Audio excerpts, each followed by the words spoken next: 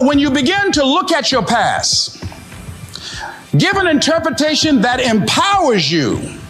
That's where I used to be. That's not where I am now. I'm growing. Now I want you to think about, in your mind right now, think about some particular event or act in your life that you feel very bad about, that you really regret that took place. If you had to do over again, you would do it differently. With that there, I want you to see yourself in your mind's eye and say to yourself, I love myself unconditionally, and I forgive myself.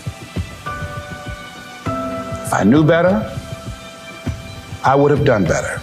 I mean, you better forgive somebody.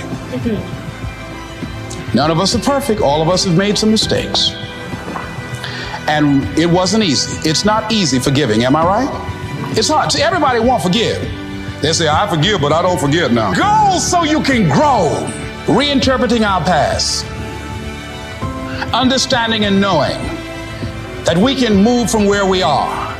That we can begin to design the kind of life that empowers us, that gives us happiness, that enable us to be on top of who we are. Knowing that as we begin to explore new horizons and new vistas in life, that as we begin to focus on developing ourselves, as we begin to elevate ourselves and not to follow the crowd, activating the thinker in us and disciplining and putting on hold the emotional part of ourselves. It's not easy, but through practice and practice and practice. Practice makes what? Practice makes improvement.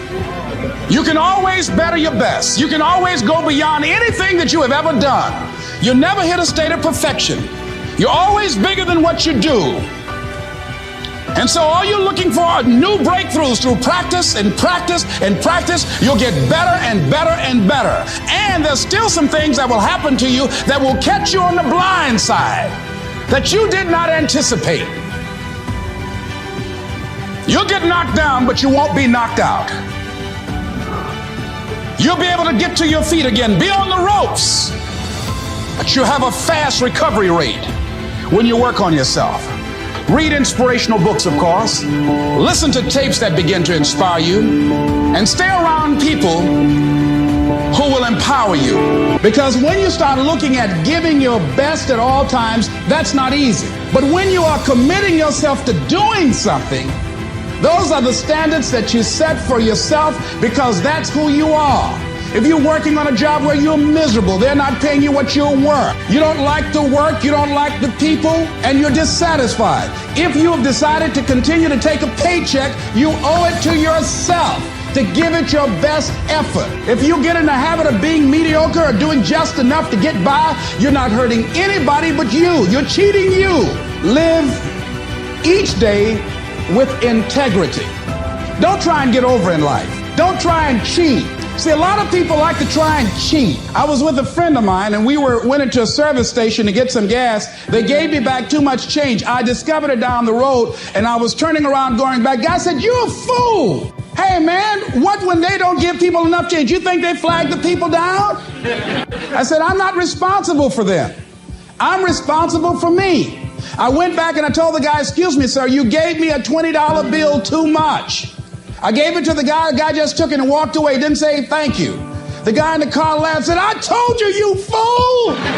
I'd have kept that. I said, I'm not responsible for his attitude. I don't care, knowing that he would not say thank you. I would still give it back to him, because my image of myself says, hey, you don't take something that doesn't belong to you. That's the way my mother raised me. Don't try and cheat. Say, well, this little bit won't count. Everything counts.